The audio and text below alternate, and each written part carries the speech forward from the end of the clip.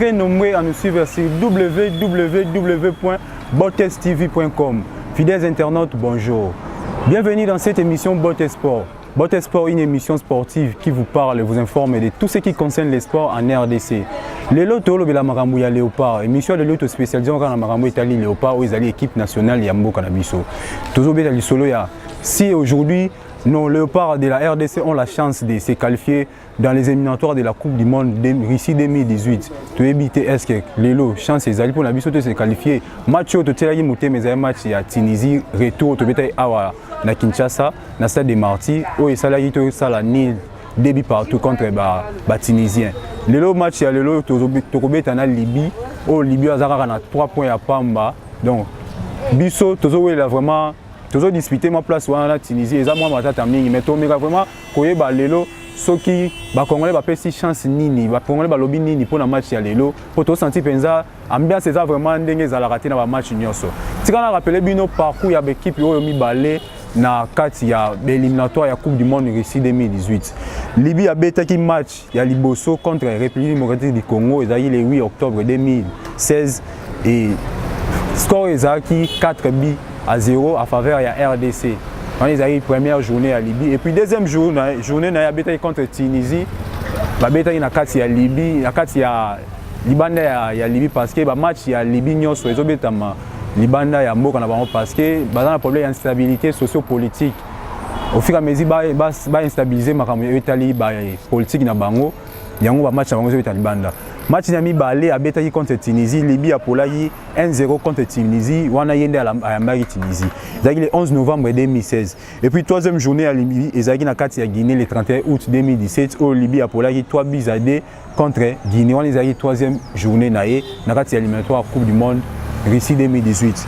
Et puis quatrième journée Libye a bétaillé match retour contre Guinée il Soussou, Libye a gagné Kobeta Guinée na 1 but à 0 et ça qui quatrième journée na match retour na Guinée et puis le lot à la cinquième journée na donc match retour contre République démocratique du Congo et Libye ba parcours on a essayé Libye na 3 points à zanango pour na Italie RDC match na liboso abeta contre Libye a gagné Libye 4 buts à 0 à na stade de Martyrs match RDC a mis balé abeta na Guinée où ils arrivent à Matata Kuna na Guinée a gagné Guinée 2 buts à 1. On les a le 13 novembre 2016 a gagné Guinée 2 buts à 1 na Katia Guinée. Match à RDC troisième journée na Isaïe contre Tunisie. Na Tunisie a gagné pour la Guinée Tunisie 2 buts à 1. Voilà boy match en débeta ma qui bien Isaïe à Bakamu na Ngamu na Biso et puis match à quatrième journée à RDC Isaïe contre Tunisie à na stade de Mathieu tout ça qui 2 buts partout. Bien Isaïe à Chancel Mbemana Paul José Pokou. Aujourd'hui, ils allaient 5e journée à RDC dans l'éliminatoire à la Coupe du Monde Russie 2018. À Robetana, Libye, surtout. Et puis, ils allaient 9e confrontation à Bissona Libye. Parce que Tobetsina a déjà 8 matchs dans l'histoire. Match, ils ont 4 victoires. 3 victoires pardon, par rapport à Bango. Bango a une victoire car encore. Dans l'histoire du football, Libye a gagné Bissona Malamor. Bissona a gagné 3 fois. Peut-être 4 000 dans Bango. Journée à Lezali. 9e confrontation na bango to éviter résultat sur les andeni ya otolinga biso Bottes sport na équipe mobimba ya Bottes TV to faire vivre bino ambiance so ezore le kana ville ya Kinshasa précisément na commune ya Bandalungwa pour na Italie match ya lelo ya RDC contre Libye to vivre ngo biso na bino donc to sur la lelo na population congolaise to yeba so qui vraiment match en là les andeni tout le monde ne va la vendre to meka mukema ko sola na ye bonjour frère bonjour ndio frère vous êtes congolais je pense un congolais malgré tout ça na le mbambo ka te meto ebi que vous appelez congolais solo to yo ça biso match le lo tout vend ndeni ah match le lo to zana na problème na to ngisa biso ke pour na ne za bongo to pola ide to sala liboso de na Tunisie donc ils ont une équation marquée match le lo te ebi de so to gagner to le ka ou bien to le gâter pour tout ça mais que Tunisie pas pour la parce que Tunisie pour nous ça et ça et ça sur moi pas ya oleka mais ça Tunisie pour l'ité attends de gagner to pas été donc match na mubulu na to ebina position na match ndenge za là donc Olanda to yo ka to comprendre déjà Europe ça vraiment équipe ya biso Léopard chance makasi parce que conseil européen ça na coach Ibenge pour la match à lelo na pesi chance makasi donc conseil na pesi Ibenge ata classement au tia tout à l'heure match aller to beta na Tunisie abandisa classement mususu do ba joueur to singla ba beta ou tatate ayecha bango to e à la retour à Tunisie abeti classement bien abeti classement bien donc et là on a senga na à part ba joueur mususu bazangi a étudier bien pour zape wana ba beta mon peu bien ay ba nani a rocha ba remplacer ba bazangi donc avant ça classement bien match rosa nango bien so to moi peut to gagner à bisope chance PP Samuel peut to l'équipe na bisope siko yo c'est là que congolais be makila pronostic ni opé ça pour la match aller pour la ngai attaque congolais na azali donc pronostic na match ezaka ya 2-0 ya 2-0 joueur ni ba rocha ba bi donc joueur rocha ba kagula rocha donc so bete so kebide a doublé so ba kagula a doublé te moko na pesa kakuta. OK, merci beaucoup Ndeko. Je dis to faire vivre bien l'ambiance en ça qui na le be toi ba connait ba déterminé na ningo ça raté pour le match le lopera bazo la place wana vraiment na Tunisie oyo aza déjà na 10 points RD ça na 7 points à Pamba donc to me rappelle otambola muke ko na luka bandeko mususu to kuta un artiste munene o boyebi bien Pierrot représentant RDC na makambo etali vraiment théâtre yé pas bête moi li solo na makambo ba les po pas za congolais quoi. Bonjour artiste. Ouais, bonjour mon frère. Oui, artiste yo yebi ne match alelo ezali donc to beta le na Libye 5e journée na biso malgré deux match retour donc to nga bato la place na Tunisie match alelo yo etant artiste etant congolais ba population yo surtout yebi au monde ndé ni pour la match alelo lobini. Bah sincèrement étant même pas artiste étant citoyen de notre pays, j'aime mon pays. Je suis sportif alors. C'est vrai qu'on peut dire qu'on avait une déception pour une désolation au match passé entre RDC et puis Tunisie. Ça a été dédé en fait. On espère parce que le coach a parlé à l'obby qu'on va gagner. Et puis on espère pour aller à la coupe du Monde. Donc c'est bon, je crois qu'avec nous les sportifs et nous les supporters, on donne plus la chance qu'on peut gagner et puis il y aura un match favori par rapport à notre couleur. Donc moi je crois que on donne la chance à tous nos joueurs, donc le coach Ibenge, tout le monde, donc on espère que ça va aller. Mais nous sommes en confusion parce que si on peut gagner, oui, mais on voit aussi la Tunisie. Hein. Si au moins la Tunisie perd, ça peut nous donner la chance. Mais étant Congolais, étant citoyen, étant supporter, je vais dire que bonne chance et bon pronostic. Donc je veux dire 2-0. Moi je compte à 2-0. Et la Tunisie va perdre 2-0 aussi. Oui, maintenant un petit conseil pour les coachs Ibenge et puis un mot d'encouragement pour les poulains des Florent. Moi je veux dire que Ibenge il est tellement positif. J'aime ça. J'aime ça parce qu'il parle bien. L'autre fois on était dessus mais il a dit non ça va aller. Et il compte toujours qu'on va aller à la Coupe du Monde. Hein. C'est déjà une bonne chose. Donc pour moi, je compte que si c'est pour soutenir notre coach, c'est juste qu'on soutient le coach Ibenge et puis avec son idée, on va dire qu'on va passer. Donc la Coupe du Monde, c'est à nous. RDC, continuons, soutenons main dans la main, comme on dit, Fimbu Chicotte, étant comédien. Oui, merci. Étant qu'il y a vraiment un Congolais, moi, qui n'a solo. Et pour c'est le non. Na kansaki masamo na lingara mingi ande kona lingara mingi Cédric Bakambu ye mangana et donc eloko moko je dis Bakambu va marquer s'il va jouer aujourd'hui na classement bon je suis pas sûr hein, parce que je sais pas s'il est classé mais je compte pour Cédric Bakambu je compte pour Tisserand Beta en tout cas Tisserand Beta parce que nana ozangate il s'ama Peko ozangate Peko vraiment à Babylone on est mort il peut marquer dans une de dernière minute pas coup de tête de Koti une frappe on n'attendait même pas et puis Koti donc je compte pour le joueur courage et puis c'est ça on va gagner. Merci beaucoup. Très bien merci beaucoup. Oui.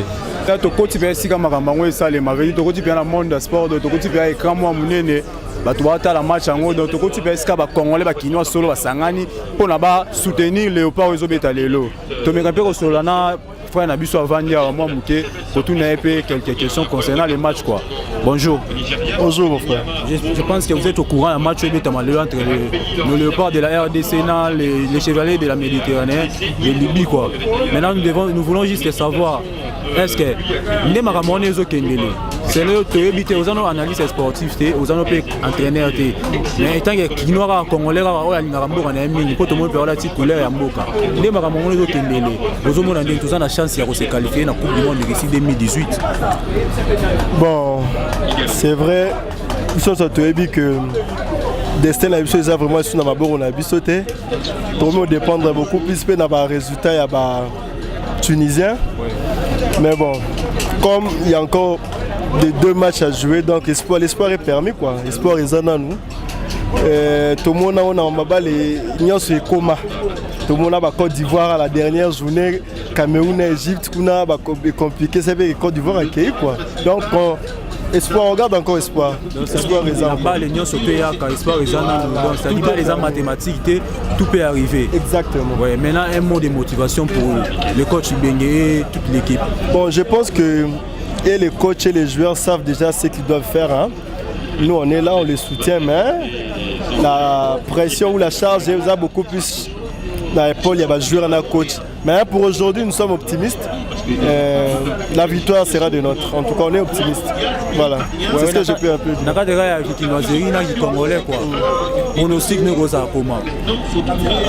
Bon, je ne suis pas vraiment fort en pronostic, hein, mais bon, on est là, même avec un 2-1, on peut gagner. La RDC a gagné la 2-1. Voilà. C'est le que joueur nous avons pensé au Kansagaro Chabi. Bon, on a Bakago là, il y a Bakamou qui est là. Je pense aussi Mumbele peut faire le coup aujourd'hui. Donc Bakamuna Mumbele sont les 2 joueurs au monde qui vont faire quelque chose. Ok, merci beaucoup. Bon, nous continuons toujours à marcher, à savoir aujourd'hui nous pouvons vivre ambiance dans la RDC pour un match à l'Eloto, faire vivre Bino Yango à travers donc nulle part seulement la Bottes TV. www.bottestv nulle part avec Noël Tantoné là et Ado Panzo. Tout temps pour faire vivre Bino Kara, Maramara match en dernier tambola. On dit donc Congolais sont vraiment a remis capitaine à TV quoi. Congolais ont remis capitaine à TV donc on a match vraiment besoin de qualification à RDC quoi. Donc on a vraiment un match des bandits, on fait vivre la réalité on a toujours la match on a population le lot donc on a bien attention dans moi l'icolo quoi. Donc suivant les matchs ensemble puis nous allons revenir juste après les matchs quoi. Suivant les matchs ensemble quoi. Revenons juste après les matchs. Oui, quand les tolo bagay lelo to faire vivre bino ambiance zo rené na kin na match ya lelo entre RDC na Libye donc match zo kende 0 but partout mais na ngambo Tunisie to yike Guinée azo mené Tunisie na 1 but à 0 donc to me repère ozwa quelques réactions to impression ya bandeko ba congolais ba kino baza déterminer lelo pour la match ya lelo. Bonsoir ndeko. Bon bonsoir ndeko. Bon ndena mole ndena tele première mi-temps to beta na biso bien mais to tel arabe joueur ba moment ndé ba beta la mais ba beta bena bien ba action ba bien après ba raté mais to batté ce total en deuxième mi-temps de to beta peut-être victoire et cause.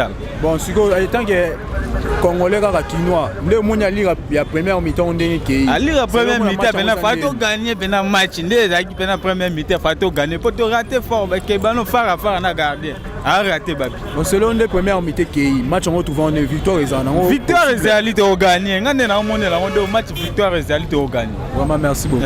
Donc on faire vivre binora réalité pe ambiance pour régner la kin match à l'élo donc tu as déterminé la ça raté il faut que les coupe du monde en Russie 2018 donc à suivre. Match Sili match à RDC Libye Sili match à Tunisie na Guinée vraiment Sili donc résultat match à RDC na Libye qui n'a 2 buts à 1 donc RDC a battu Libye Libye était mis balé na moko côté à Tunisie on a gagné 3 buts à 1 Tunisie a gagné Guinée na 3 buts à 1 donc match Sili vraiment population a eu courage à rebattre malgré victoire à RDC population a découragé a déçu malgré tout équipe Moroté na poule A est qualifiée parce que Guinée Tunisie a commis na 13 points RDC a commis na 10 points c'est-à-dire que match hier il y a Tunisie il y a Souka ce qui a poli et que RDC a gagné match il y a Souka na score louana peut-être RDC a connu pour se qualifier quoi. Vraiment nous sommes maintenant à la fin de cette émission donc Ezaki Moussala na biso ko faire vivre bino ambiance où Ezaki ko rené na kati ya Kinshasa précisément la commune ya Bandalungwa donc on a fait vivre bino pour sentir vraiment Moussala boye sika msuite à part Bottes TV avec Noël Tantou et Ado Panzo mwana ya Fumukimbango. On peut pas quitter comme ça sans remercier cette grande équipe qui était au four et moulin tout au long de l'émission. J'ai remercié beaucoup Christian Guim et puis Emmanuel Vumbo au bazari nangai vraiment to tamboli na bango pona kaka ko pesa mino ba image oyo to sepeli mingi to sepela vraiment comment na ba commentaire na bino quoi ba commentaire na bino ko sala biso mingi bobeta kaka www.bottestv.com www.bottestv.com ba commentaire na bino ko sala biso plaisir ya trop Donc topesi merci à mingi ya to na Ado Panzu oyaza les grands managers na biso. Merci makasi na Noël Itantu. Merci na Chief Randi Mangitu kawazaki toujours wana na cadre ya coaching Rabino Boyebi. Denis Boueni topesi mota to et les artistes apidi. Donc quant à moi j'enseigne le général Ipak on a Tiribino. Bonne suite des programmes sur botestv.com.